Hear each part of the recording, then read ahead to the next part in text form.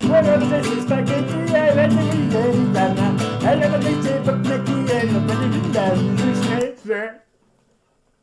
Quand on voit en France, par exemple, des gens qui se disent de gauche, ouais. C'est une salle d'attente pour...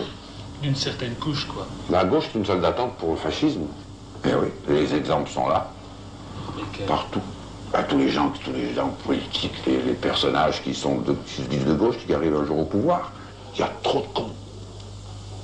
Vous connaissez l'artiste de gauche? Dans ce qu'il fait? Non, dans ce qu'il fait, dans la technique. Dans son papier, dans sa plume, c'est ça que je veux dire. Il y a un jour un député avec qui je dînais, puis des amis, le député s'appelle Mo.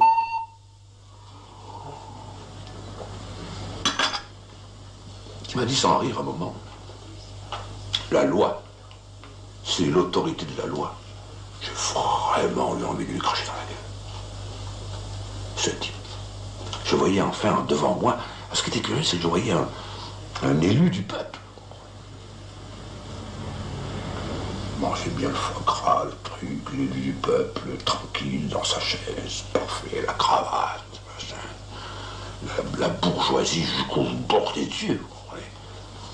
Ces gens qui se disent de gauche, c'est ce qui tue ce pays. Il n'y a pas de journaliste ici. Non, avec votre équipe, il n'y a pas de journaliste. Parfait. Parce que je ne vois plus de journaliste. C'est fini. Je ne vois plus de journaliste de ma vie. J'en vois plus. C'est fini. Ils font trop de mal. C'est vrai. En gros, en général, quoi. Ils disent qu'on trouve tout. Ils racontent des conneries. Méchants. Hé hé, santé. Ah, Léo Ferré. Ouais, pourquoi je passe cette vidéo? Parce que ça me fait penser que c'était un visionnaire Ferré. Alors pour plusieurs raisons. Déjà, il nous montre bien ce que c'est que la gauche d'aujourd'hui, le NFP. Hein, c'est une bourgeoisie qui tente de réussir et qui n'y arrive pas. Et en même temps, quand il dit la gauche c'est la salle d'attente pour le fascisme, il s'était pas gouré. Parce qu'en 2012, on a élu Hollande en croyant qu'il était de gauche. Il a eu le soutien du front de gauche pour être élu. Et en fait, après, il a fait tout le contraire de ce qu'il a dit. Et du coup, on s'est retrouvé avec Macron. Macron qui nous a fait le plan ni gauche ni droite, ou en même temps de gauche, en même temps de droite, ce qui nous a donné l'extrême centre. Et cet extrême centre a usé du fascisme un maximum. Hein, on l'a vu avec la crise des Gilets jaunes.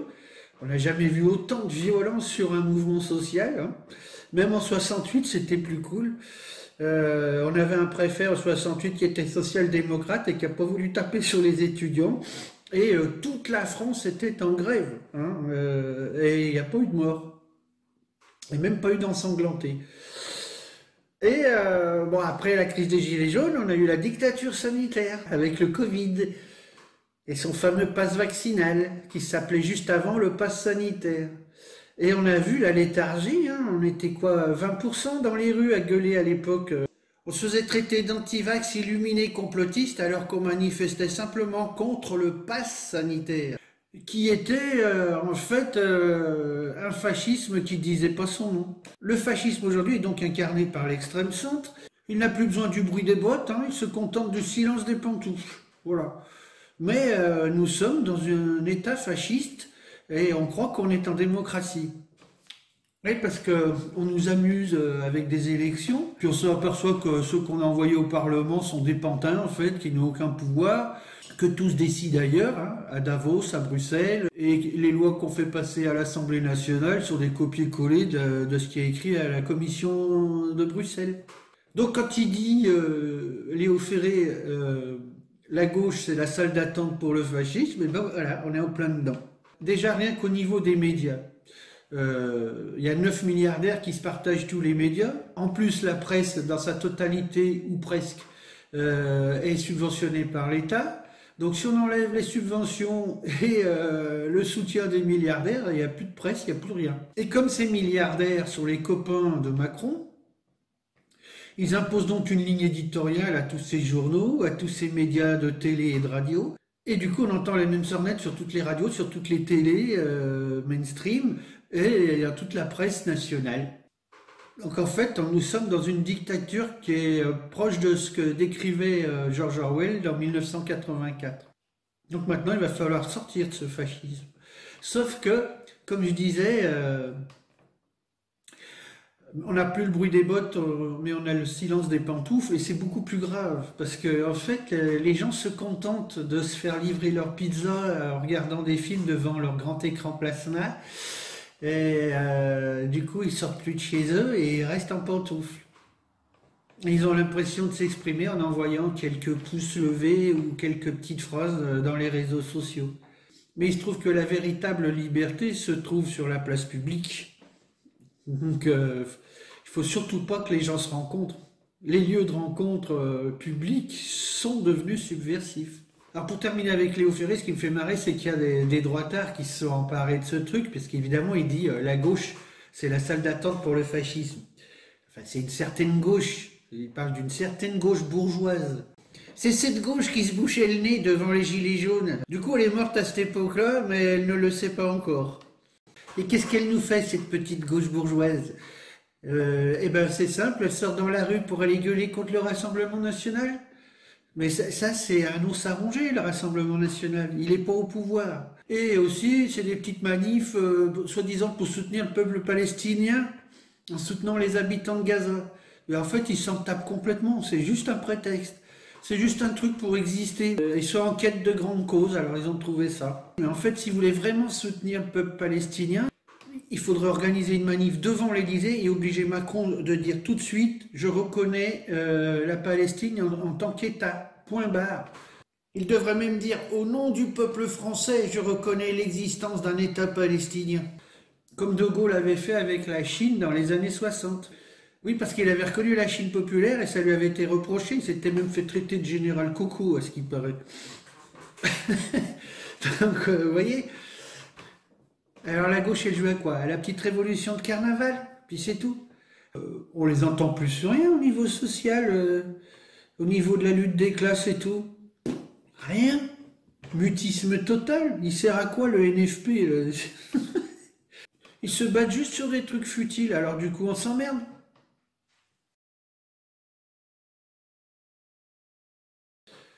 Et pourtant, il y a d'autres voix à gauche qui sont censurées, qui ne peuvent pas accéder aux grands médias. Par exemple, Jacques Nikonov, qui était un des cofondateurs du mouvement Attac. Hein. C'est un mouvement altermondialiste à la base. Et il en a démissionné d'ailleurs. Et Jacques Nikonov était un ancien militant communiste. Il a même été ouvrier avant, puis il est devenu économiste. Il a même fait l'ENA, comme quoi, vous voyez. Et il est passionnant, mais il explique pourquoi il faut sortir de l'euro et de l'Union européenne le plus rapidement possible. L'euro et l'Union européenne, ça ne marche pas, ni pour la classe populaire, les classes populaires et moyennes, ni désormais pour les classes dominantes. Quatrième point introductif, la sortie de l'euro et de l'Union européenne doit être immédiate et unilatérale. Immédiate, ça signifie qu'il ne faut surtout pas activer l'article 50 du traité de Lisbonne. Cet article, je le rappelle, ça a été mentionné tout à l'heure, autorise les États membres à se retirer de l'Union européenne. C'est-à-dire que ce n'est pas illégal de se retirer de l'Union européenne. Il y a un article 50 du traité de Lisbonne qui permet de le faire en droit. Mais cet article, quand on le lit attentivement, indique qu'il faut négocier et conclure un accord avec le Conseil européen. Alors quand on décide de sortir de l'euro de l'Union européenne, c'est un choix politique, un choix de souveraineté. Il n'y a pas matière à négocier. Ça n'est pas négociable. La négociation peut s'entendre sur des questions techniques, parce qu'il y a des questions techniques à résoudre. Mais sur les grands principes, il ne peut pas y avoir de négociation, simplement des ajustements techniques. En fait, l'article 50 vise à engluer dans des procédures juridiques interminables les États qui voudraient sortir de l'Union européenne. C'est une des raisons de l'échec du Brexit, comme je l'ai dit tout à l'heure. La France devrait mener la politique de la chaise vide, c'est-à-dire entre le moment où une décision politique est prise de sortir de l'Union européenne ou de l'euro, quelle que soit la forme, par un référendum, par une loi, par une grève générale, quelle que soit la forme, il faut qu'il y ait une période de transition. C'est toujours le plus compliqué, la période de transition. Mais là, il semble qu'il soit préférable de mener une politique de la chaise vide, comme l'on dit, politique de la chaise vide au sein de toutes les institutions européennes, y compris le Parlement européen. C'est-à-dire, dès lors que la France décide, d'une manière ou d'une autre, de sortir de l'euro et de l'Union européenne, elle se retire de toutes les commissions, de toutes les instances, tous les représentants français qui sont commissaires européens, etc. Hop, terminé. Ils sortent, y compris les parlementaires européens. On les fait revenir. La rupture doit être immédiate et franche. Il s'agira pour la France d'une décision souveraine, c'est-à-dire, c'est une différence fondamentale avec, par exemple, ce qu'a dit le FN pendant un moment, puisque la référence négative, c'était de dire, oui, mais alors la sortie de l'euro, c'est le FN. Si vous êtes pour la sortie de l'euro, vous êtes pour le FN. Hein, nous, on a été traités de maréchalistes, de toutes sortes de noms, parce qu'on était pour la sortie de l'euro, comme le FN. Sauf que les gens qui disaient ça, non, je pense qu'ils n'ont pas compris, parce que le Front National n'a jamais été pour la sortie de l'euro et de l'Union européenne. Nous avons été les premiers et probablement les seuls à faire remarquer que lorsque l'on a un adversaire, il faut connaître son adversaire pour mieux le combattre. Et le FN, dans ses documents écrits, quand il parlait de la sortie de l'Union européenne, il disait, oui, il faut sortir, patati patata, et en petit, un petit peu comme dans les contrats d'assurance, vous savez, où vous avez écrit en tout petit, en bas de page, les trucs les plus dégueulasses. Et donc, ce que le FN disait, c'est qu'il faut une sortie groupée. Qu'est-ce que ça veut dire une sortie groupée? Ça veut dire que pour le FN, il n'était envisageable de sortir de l'Union européenne qu'à une seule condition, avec d'autres pays, mais pas la France seule. Mais on voit bien le caractère irréaliste de cette position du Front National, parce que à l'époque, comme aujourd'hui, aucun pays membre de l'Union européenne ne voulait sortir de l'Union européenne. Il n'y en avait pas, et il n'y en a pas plus aujourd'hui. D'ailleurs, le FN maintenant ne parle plus de sortir de l'euro et de l'Union européenne. Au lieu d'écouter Laurent Geoffrin et Pierre Moscovici, on ferait mieux d'écouter Nikonov. Hein. Il n'est pas le seul, hein. Il y a Kosmanovic de République Souveraine, il y a Jacques Sapir aussi qui est un économiste de gauche, ils sont tous pour la sortie de l'euro et de l'Union européenne. Mais pareil, censuré.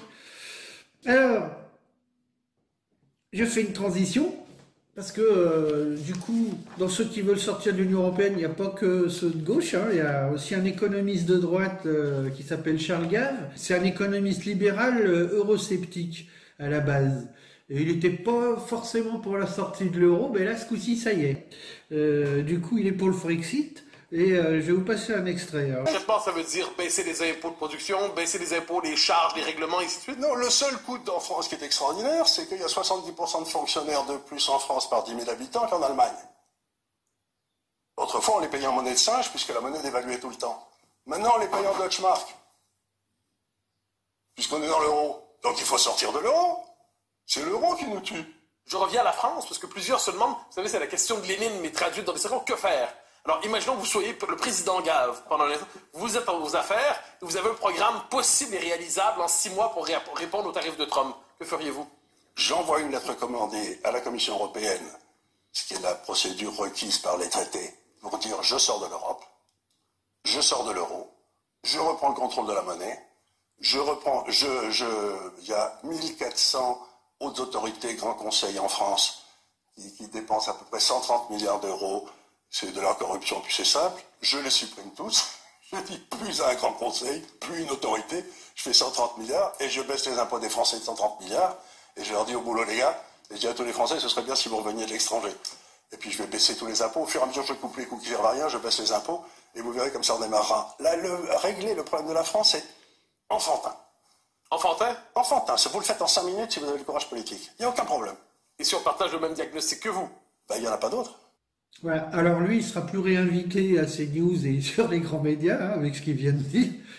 Et il y a un gars aussi, mais lui, c'est pas un économiste, c'est un paysan de Haute-Loire, il s'appelle Sébastien Béraud. Et lui aussi, il sera plus réinvité sur les plateaux de télé parce qu'il a prononcé le mot Frexit devant Pascal Praud, et il n'a jamais été réinvité après. Hein. Alors voici ce qu'il dit là. Donc je remercie énormément Trump. Vous voyez, le système ne tient à rien du tout, à une seule personne qui met des droits de douane. Donc merci à Trump. J'espère qu'il va remettre une autre couche, notre ami Donald, parce qu'il faut absolument que ce monde financier, économique, bancaire s'effondre complètement. Il faut que la bourse s'effondre. Ça a fait trop de dégâts. Il y a trop de paysans, trop de petits commerçants, d'artisans, tout ça qui sont passés à la trappe à cause de ce système bancaire, du système de la bourse. Parce que voilà, le CAC 40, les grandes entreprises nous ont fait tout, ils ont fait disparaître toutes ces petites mains. Donc il faut absolument que, voilà, il n'y a même pas besoin de manifester, il n'y a que juste à attendre. Alors, je mets un bémol à ce qu'il dit parce que lui, il croit trop en Trump. Moi, j'y crois pas du tout. Oui, parce que Trump, c'est un businessman avant tout. Il en a rien à foutre de la France et des peuples d'Europe. En même temps, ce qui me fait marrer, c'est qu'il suffit que Trump dise j'augmente les taux de 150% et hop, les bourses dévissent. Et après, il va dire ah bah non, on va attendre finalement. Et hop, les bourses remontent. Comme quoi, le chaos ne tient qu'à une phrase. Alors, j'attends le jour où une phrase amènera vraiment le gros chaos. Hein, parce que comme Sébastien, moi aussi, j'attends que ça se casse tout la gueule. De toute façon, moi, j'ai des placements nulle part. J'ai pas de quoi mettre des sous de côté. Alors, j'en ai rien à secouer que ça s'effondre. Alors, il y en a qui sont alarmistes, qui disent « Ouais, mais t'es complètement cinglé. Si on sort de l'Union Européenne, ça sera le chaos. » Mais ça fait 25 ans qu'on y va vers le chaos, et cette fois, on y est presque, hein, puisque on entend la petite musique qui nous dit que le FMI va bientôt s'occuper de nous et qu'on sera sous tutelle. Donc, ah ben, c'est sûr que si on continue comme ça, dans l'Union Européenne et dans l'euro, ah ben, c'est bon, on sera sous tutelle, hein, comme les Grecs. Il y a encore 5 ans que ça, on entendait « Oh ben non, ce qui s'est passé en Grèce, ça ne nous arrivera pas. Ah ben tiens, la Troïka, elle nous pend au nez. » Je me souviens encore, quand j'ai voté non à Maastricht, à l'époque, on nous disait l'Europe c'est la prospérité, l'Europe c'est la paix. Et ben on a la guerre et le chaos économique. Alors, à part ça, tout va bien. Et là, il y a Bayrou qui nous dit, un ton très grave, il va falloir trouver 40 milliards. Bah oui, déjà si tu donnais plus les 25 milliards chaque année à l'Union Européenne, tu ferais des économies, tu pourrais financer les retraites. Oui, parce qu'il faut savoir que quand on verse 25 milliards à l'Union Européenne, elle nous en restitue 13, donc elle se fout 8 milliards dans la poche, si c'est pas 9 des fois, pour les frais de fonctionnement. Et là, il est question pour l'année prochaine que ça augmente à 30 milliards de contribution à l'Union Européenne, mais on nous en reversera aussi que 13 milliards. Ce qui veut dire qu'il y a 17 milliards qui vont s'envoler, et on ne sait pas quoi faire. Et après, on dit, ah ben, on ne trouve pas 7 milliards pour les retraites et pour la Sécu. Non, mais... Et non, on met un micro-trottoir et après, on se rend compte qu'il y a un Français sur 2 qui dit, ah ben ouais, hein, y a trop de fonctionnaires, hein, eh ben ouais, hein, on dépense trop, hein. Ben non, on n'a pas trop de fonctionnaires. Enfin si, ça dépend où. Mais on n'a pas assez d'infirmières, on n'a pas assez d'instit, on n'a pas assez de soignants, en fait, on n'a plus de perception, on n'a plus de poste. Donc, il va où le pognon? Alors c'est sûr qu'il y a des gens qui servent à rien dans les millefeuilles administratifs. C'est peut-être là qu'il faudrait regarder de plus près.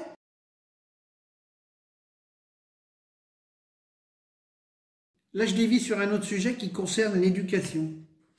Voilà, je suis éducateur dans un ITEP, Institut thérapeutique, éducatif et pédagogique. Donc c'est un institut où on s'occupe de jeunes qui ont des troubles du comportement.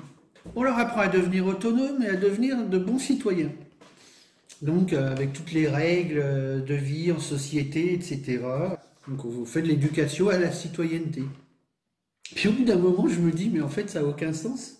Parce que, en même temps qu'on s'évertue à façonner de vrais citoyens, à doter d'un vrai esprit critique, eh ben, on se retrouve gouverné par des truands. Et c'est pas démagogique ni populiste que de dire ça, puisque c'est vrai. La moitié des ministres sont poursuivis par la justice. On a un secrétaire général, un ex-secrétaire général qui s'appelle Alexis Colère, qui a trempé dans des affaires pas possibles, jusqu'au narcotrafic. On a un Premier ministre qui n'arrête pas de mentir face aux députés concernant par exemple l'affaire Betaram, donc des histoires sordides qui se sont passées, donc de la violence physique et puis de la pédocriminalité. D'ailleurs, il paraît que sur YouTube, il ne faut pas prononcer le mot pédocriminel. Après, on est censuré. C'est comme le... faut pas dire viol, mais il faut dire V-I-O-L. Il y a des mots à ne pas prononcer. Ben, moi, je m'en fous. C'est des mots qui sont dans le dictionnaire.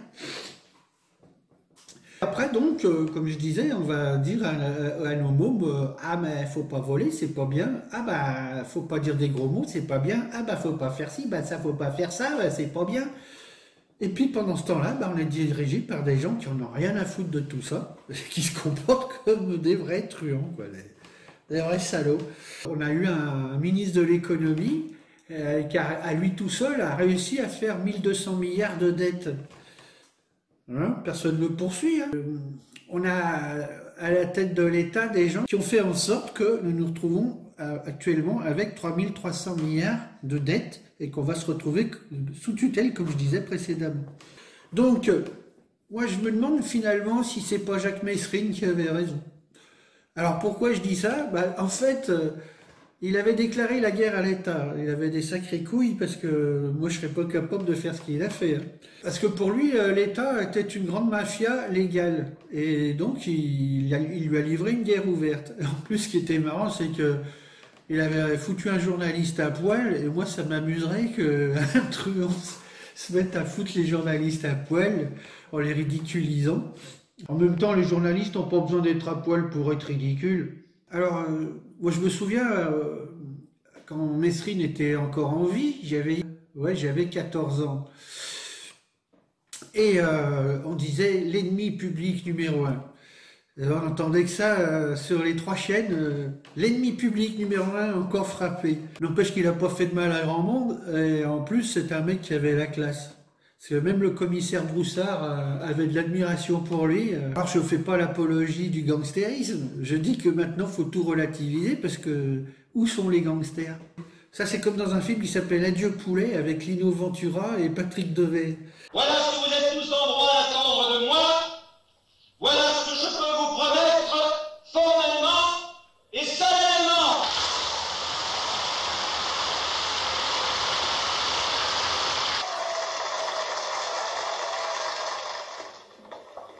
Bonsoir, commissaire. Bonsoir. Je viens d'apprendre la nouvelle, c'est navrant. Est-ce que je peux vous voir un petit instant, monsieur Lordat? Le moment n'est peut-être pas très bien choisi. Allez-y, dites-moi ce que vous avez à me dire. Porter sortait de prison quand on l'avait engagé. Tout le monde savait qu'il était dangereux. Je ne savais pas, je l'avais engagé. Comment? Ce n'est pas moi qui engage mon service d'ordre. J'ai autre chose à faire. Je n'avais jamais entendu parler de ce Porter. Et je ne pense pas que ma sincérité soit mise en doute. Et je tiens à ce que vous sachiez une chose. Ce qui m'importe le plus, c'est que vous arrêtiez le coupable. Et qu'il soit puni comme il le mérite. Bien entendu, je me tiens à votre entière disposition si vous avez besoin de moi. Voilà. Commissaire.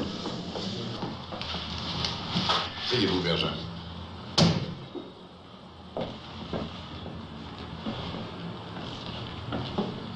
Alors? J'ai vu la veuve de Moitrier ce matin. Alors, c'est une histoire navrante. Mais c'est aussi une affaire délicate. Et je vais vous proposer de nous partager le travail. Vous vous occupez de Porter, moi je m'occupe de l'Ardat. Les gangsters, c'est une chose, les hommes politiques, une autre. Vous expliquerez la différence un jour, monsieur le directeur. Je ne plaisante pas, Berger. Faut aller sur la pointe des pieds avec l'Ardat. Et ça n'est pas votre style. Vous avez assez à faire avec Porter. Voilà.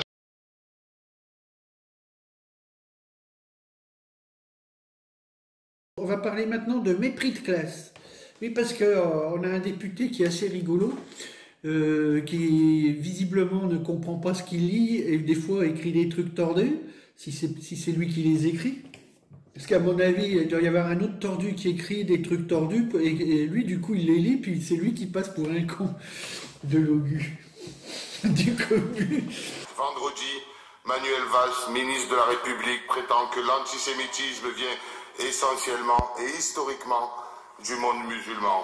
Ce n'est pourtant pas le cas de mon grand-père né à Oran qui a déporté les Juifs à Auschwitz. Est-ce que vous avez vu votre collègue Antoine Léaumont qui compare Emmanuel Macron à Philippe Pétain? Vous avez vu ça? Non, j'ai pas vu, non. Vous n'avez pas vu? Ben, c'est dommage. Mais je connais pas tellement l'histoire que cela. J'apprends aussi. Je sais pas qui est Pétain, quoi. J'ai entendu parler de lui, mais je sais qu'apparemment c'est un raciste. Enfin bref. Alors, du coup, comme on se fout de sa gueule, quand on est sous les projecteurs, c'est normal qu'il y ait des gens qui se foutent de votre gueule, hein. C'est normal, c'est le prix à payer.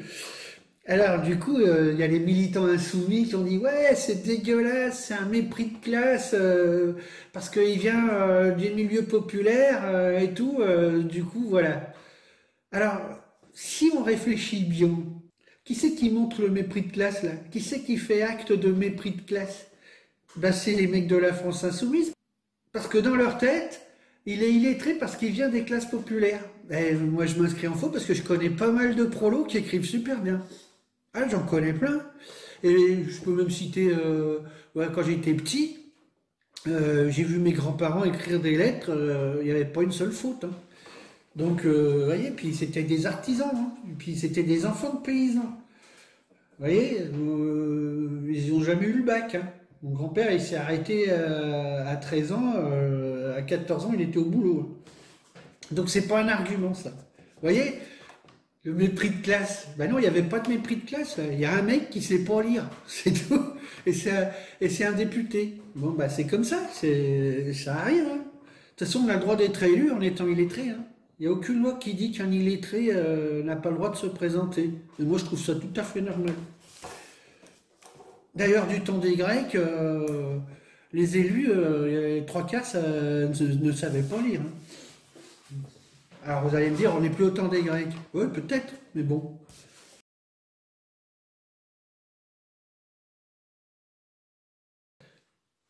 Ah, Macron, on a fait une bien bonne, là, encore. Il n'en finit pas de nous étonner, ce mec-là. Alors, il veut accueillir les chercheurs américains qui veulent fuir la politique de Trump. Il leur propose de venir bosser chez nous. Sauf que, chez nous, les chercheurs français veulent se barrer aux USA parce qu'ils sont mal payés, ils bossent dans des conditions de merde, c'est le quart-monde, quoi. Alors, tout le monde se fend la gueule dans le monde entier, parce que le monde entier sait que les chercheurs veulent tous se barrer. Didier Raoult se serait barré s'il avait été jeune à l'époque actuelle. Bon, bah maintenant, il en a pas mal à secouer, il reste, et puis là, même à la limite, il fait bien de rester, parce que du coup, il fout la merde, parce qu'on s'aperçoit 5 ans après qu'il avait raison.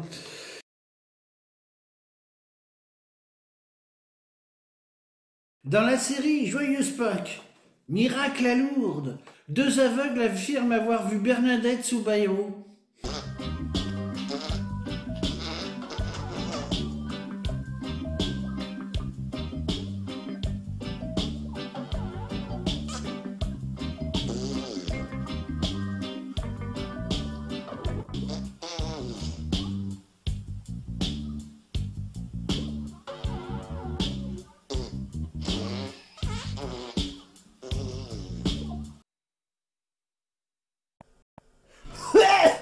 Buenos Aires, spaghetti, I went to the Italia. I never did say, but Mickey, and the Benedict,